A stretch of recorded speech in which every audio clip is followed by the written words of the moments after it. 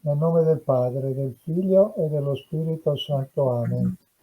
Eterno Padre, nel nome di Gesù e di Gesù in mezzo a noi, e per intercessione di Maria e di Chiara, ti chiediamo di bloccare la diffusione di questo virus, di guarire i malati, di preservare la salute di tutti, di sostenere chi opera nel mondo della sanità. Ti chiediamo il dono dell'unità, la pace nei nostri cuori ed in tutti quei luoghi del mondo dove è minacciata. Ti chiediamo la saggezza nei politici, l'equilibrio nelle persone e nelle famiglie. Ti chiediamo di portare un conforto speciale alle persone sole, ai malati gravi ed a tutti quelli che stanno per concludere o hanno appena concluso il loro viaggio terreno. Gloria al Padre, al Figlio e allo Spirito Santo, come era nel principio, ora e sempre, nei secoli dei secoli. Amen.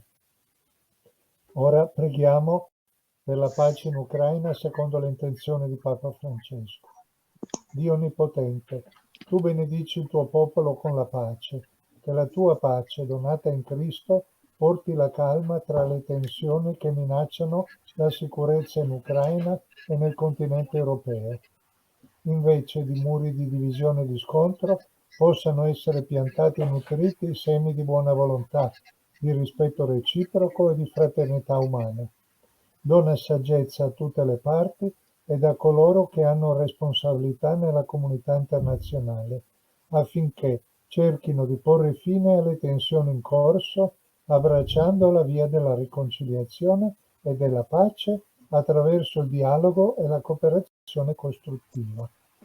Con Maria, la Madre della Pace, ti imploriamo, Signore, risveglia il tuo popolo a perseguire il cammino della pace. Memore delle parole di Gesù, beati gli operatori di pace perché saranno chiamati figli di Dio. Padre nostro, che sei nei cieli, sia santificato il tuo nome, venga il tuo regno, sia fatta la tua volontà, come in cielo, così in terra.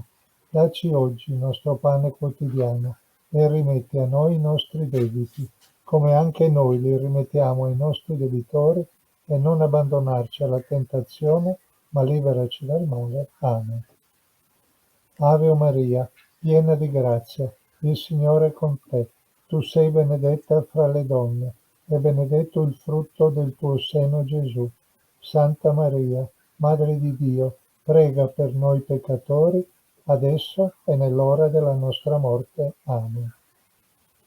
Gloria al Padre, al Figlio e allo Spirito Santo, come era nel principio, ora e sempre, nei secoli dei secoli. Amen.